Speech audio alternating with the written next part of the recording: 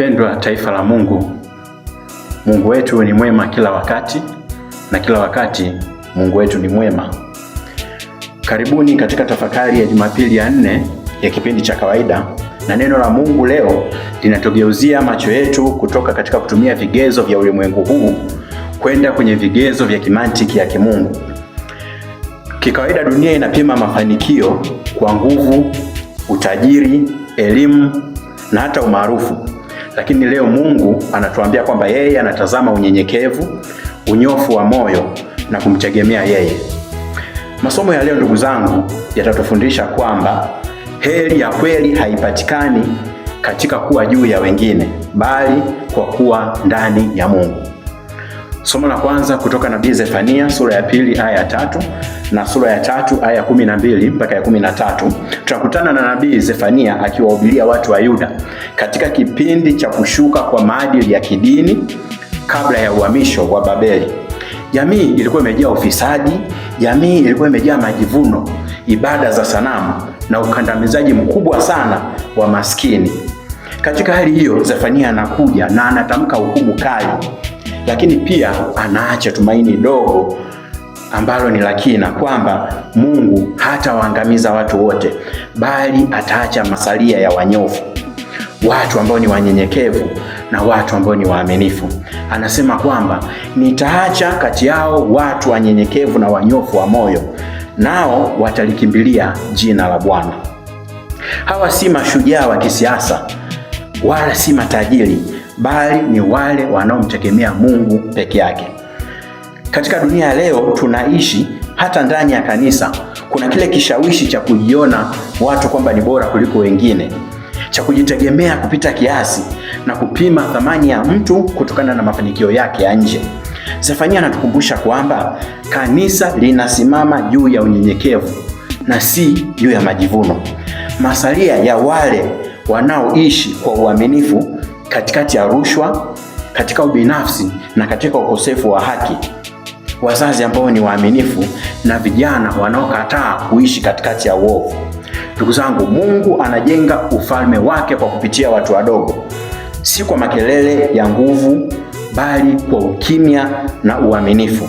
Mtakatifu Francisco wa Asizi anasema kwamba yote tulio nayo ambayo si ya Mungu ni bure. Unyenyekevu ni lango la neema zote. Katika somo la pili, somo kutoka waraka wa Mtume Paulo kwa Korinto sura ya 1 aya 26 mpaka 31, tunakutana na Mtume Paulo ambaye anaandika waraka kwa kanisa la Korinto, jamii ambayo ilikuwa inajivuna sana kutokana na hekima za kibinadamu, hadhi ya kijamii na mafanikio ya kiakili. Historia inaonyesha kwamba kanisa hili lilikuwa lina magawanyiko makubwa pamoja na majivuno ya kiroho. Paulo anawakumbusha Wakristo kwamba wengi wao hawakuitwa kwa sababu walikuwa ni watu wenye hekima wala nguvu, bali walikuwa wameitwa kwa sababu ya neema ya Mungu. Paulo anatumia lugha ya kinabii akisema kwamba Mungu amevichagua vilivyo vipumbavu, vilivyo vidhaifu, vilivyo duni. Lengo ni moja tu, kwamba asiwepo mtu yoyote ambaye atajisifu mbele za Mungu. Leo tunaishi katika utamaduni huo pia, utamaduni ambao unatukuza vyeo, unatukuza vyeti, unatukuza umaarufu na uwezo wa kiuchumi. Hata katika huduma za kanisa, ndugu zangu, tunaweza kuanza kujivuna kwa sababu labda ya nafasi zetu za uongozi, elimu au vipaji au vipawa ambavyo Mungu ametupa. Paulo anatukumbusha kwamba utambulisho wetu unatokana na Kristo mwenyewe, si kutoka kwetu wenyewe.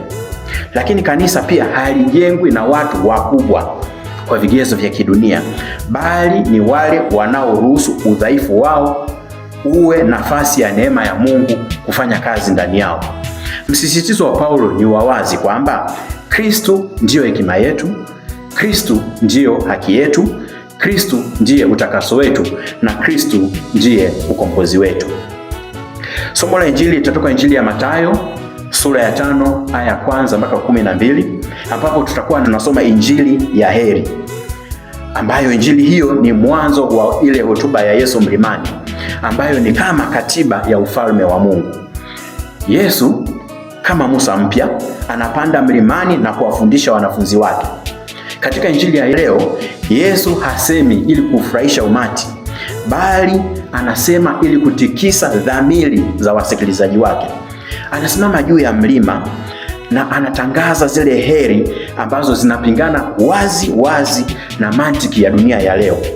Dunia inayosema heri wenye mali, dunia inayosema heri wenye nguvu, wale wanaoshinda bila haki na wale wanaojilinda kwa gharama yoyote.